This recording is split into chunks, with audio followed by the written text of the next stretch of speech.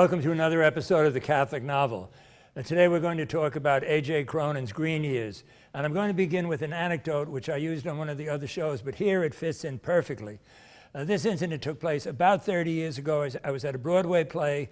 At intermission, I went downstairs where they were serving refreshments, and I was alone. And I looked over, and there was this short man leaning against the wall, all alone. So I walked over to him, and I had recognized him. He was the actor, Hume Cronin, who, in my opinion, could not give a bad performance, even if he wanted to. He was married to Jessica Tandy, and they were, really distinguished acting couple in the American theater. And he, perhaps, he more than she, also in movies, always in a character part. So I went over and I said to him, Mr. Cronin, I am Father Bob Lauder, and I have been a fan of yours since the Green Years. And he said, the Green Years? No one's even mentioned that movie to me in 20 years. And then we had a really nice discussion about movies. So the movie, The Green Years, came out in 1946. It had been, until recently, largely forgotten. Why that happens, I don't know. For a couple of years, I couldn't get a copy of it. Now it is available on DVD. And TCM plays it at least, Turner Classic Movies plays it at least once a year, maybe twice a year. It is a terrific movie. From a terrific novel, really a good novel. Story is very simple. A young boy about 7 years of age, Catholic, whose father is Catholic, his mother was Presbyterian, becomes an orphan. And he has to go to live with his mother's family, who are all Presbyterians. And in the small town in which he's going to live, there's an enormous amount of anti-Catholicism. So the novel, from beginning to end, traces this young boy's life. Going to school, he's a very good student, and eventually he gets a chance to get a scholarship to a medical school. He has to take a special exam. And I can't think of any film that had the main character praying to the Blessed Mother as much. He's praying, that he'll pass and so on. So it's really terrific. He has in both the novel and the film a special relationship with his great-grandfather. His great-grandfather in the movie is played by Charles Coburn. Now, you've probably all heard this. I read the novel, and then I saw the movie, and the novel was better. People have been saying that to me all their lives, okay? The one example I usually offer is Shane. I think Shane is a very good novel, but I think Shane is a magnificent movie. I think it's the best Western ever made. Now, both of the Green Years, I saw the movie first in 1946, and then later I read the novel. And I would say the film is as good as the novel. Okay, it may not be better, but it's as good. So one of the key relationships in the novel and in the film is the relationship between Robbie Shannon, which is the name of the young man, and his great-grandfather. And this is Robbie Shannon's description of his great-grandfather. Let me preface it by saying, I guess by what we know today, his grandfather would be an alcoholic, okay? Very lovable guy, a dreamer. As he tells the story of his life, it's all made up. He was a hero in the war. He knew very famous people and so on. And of course, he makes it all up. And when he first tells it to Robbie Shannon, he believes it all.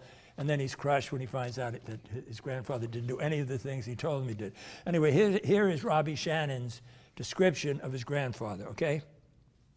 He was a large-framed man of more than average height, perhaps about 70 years of age, with a pink complexion and a mane of still faintly ruddy hair flying gallantly behind his collar. It was, in fact, red hair which had lost a little of its ardor without yet turning white.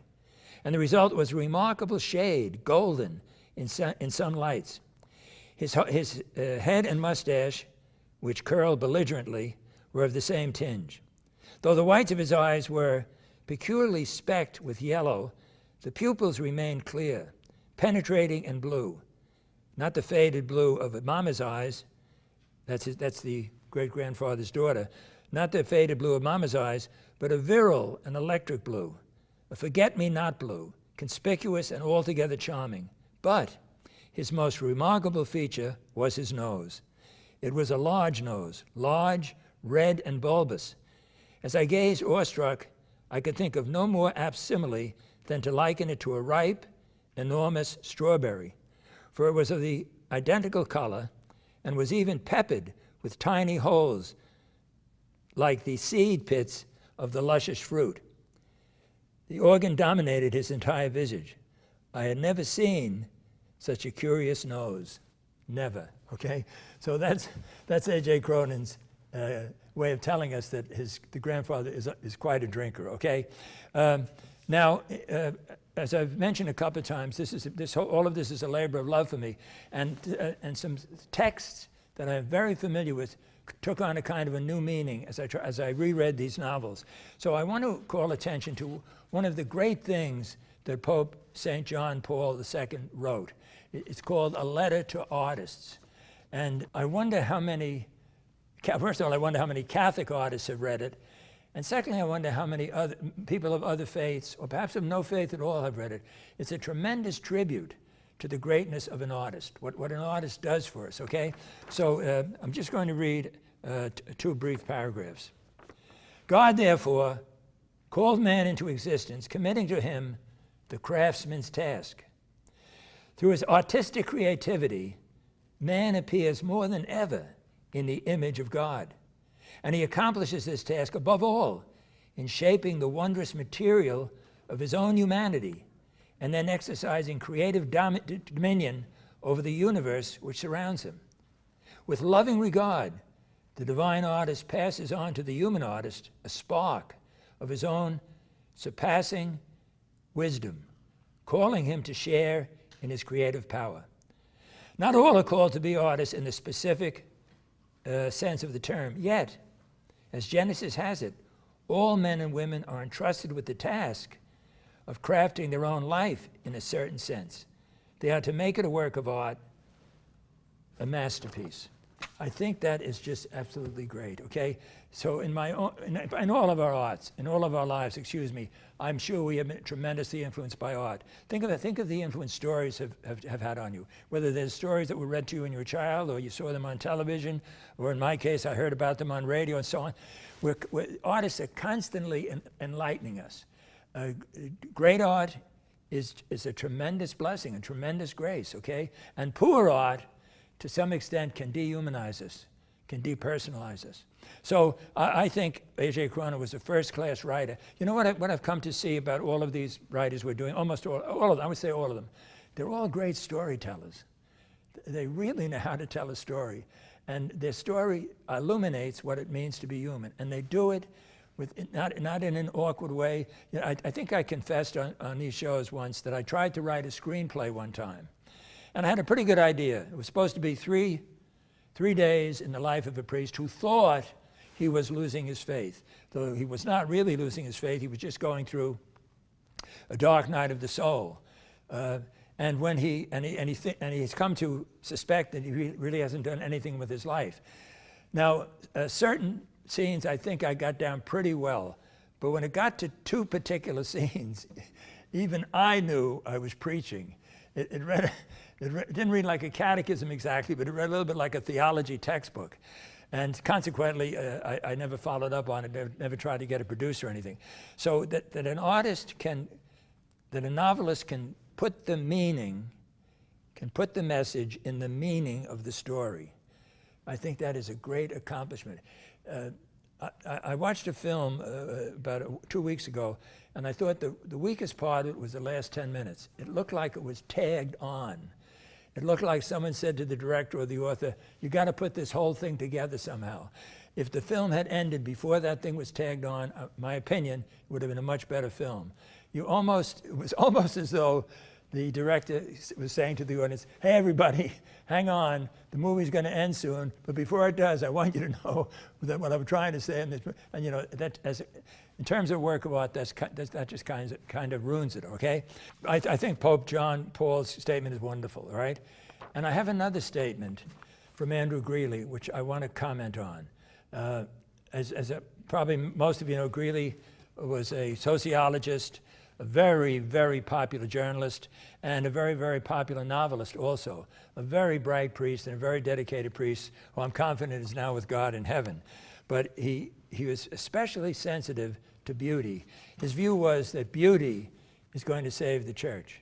That all the problems we might have throughout history, that the church, the mystical body of Christ, has presented beauty, the beauty of God, the beauty of grace, the beauty of trying to be a Christian. So here's the quote, and it's about the human artist, and I agree completely with it. He says, Human artists see things more clearly than the rest of us. I agree completely with that. They have insights that I don't have. They penetrate into the illumination of being more intimately than do the rest of us. I agree completely. Why they do that, how they do that, is something of a mystery. I guess they're just more sensitive, or they see what the rest of us miss. Let me give you one example, and maybe it's an overstatement, but it stayed with me. I read about it. Ingmar Bergman, an author, director, and I think the greatest talent in the history of movies, said once, "You can be sitting in a classroom or any room. It's a sunny, warm day, and the sun is coming through the window, and you see different specks of dust floating in the air. And one speck of dust catches your attention, and for some reason it fascinates you or calls you to look at it, catches your attention. And he says, if you stay with that piece of dust, the whole movie is in there." Now, I don't know whether I agree completely, but there's something, he's in the right area. Somehow, the great artists just catch the mystery of being the way the rest of us don't. Okay, so they penetrate into the illumination of being more intimately than do the rest of us. They want us to see what they see so that we can share in their illumination. They are driven to duplicate that beauty in their work. The artist is a sacrament maker, a creator of emphasized, clarified beauty designed to make us see. Artists invite us into the world they see so that we can go forth from that world enchanted by the luminosity of their work and with enhanced awareness of the possibilities of life. You know, that's as good a statement of why we're doing these shows as any. This is what it's all about. I've been trying to say in every possible way I can that the Catholic novel is a treasure hidden in the field, and I'm trying, I and all the people working on these shows, are trying in every way we can to call anyone watching the show to take it. If you haven't read a Catholic novel, take a crack at one of them, okay? And you may have the same experience I have, that you may be hooked. Now I'm going to do something that I have never done before. I'm not going to actually read it. I'm going to tell you. Robbie Shannon has gotten into the college, the medical school, but he's lost his faith, apparently. And the local priest has been trying to bring him back into the church with no luck. He's become a free thinker. And on the last page, so if this is a kind of a spoiler alert, although you probably reading the novel could guess something like this would happen. He's walking down the street and he has no intention of going into a Catholic church. He hasn't been there in years, and it's not attractive. He no longer believes it, okay? But something moves him to go in. And he's only in there for a minute or two. Maybe he lights a candle, maybe he says a Hail Mary, something. And then as he comes out of the church, the narrator says maybe he'll fall many, many more times. But something is different. He's walking with a faster pace. It reminds me a little bit of the end of Brideshead Revisited. So I love A.J. Cronin's novels. The other one that I like very much is Keys to the Kingdom. Great storyteller. Great movie was made from it. You can do it either way. You can try to watch the movie, which came out in 1946, then read the novel, or read the novel and then watch the movie. I'll be awfully surprised if you don't love both of them.